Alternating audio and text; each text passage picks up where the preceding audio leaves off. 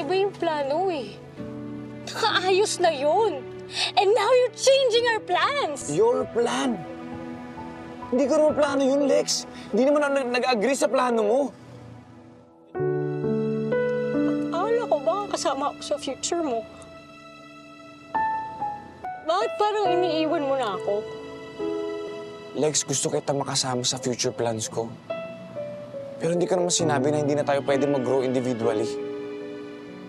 Lagi na lang ikaw eh.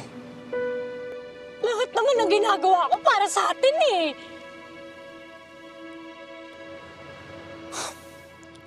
Lex, nasasakal na ako.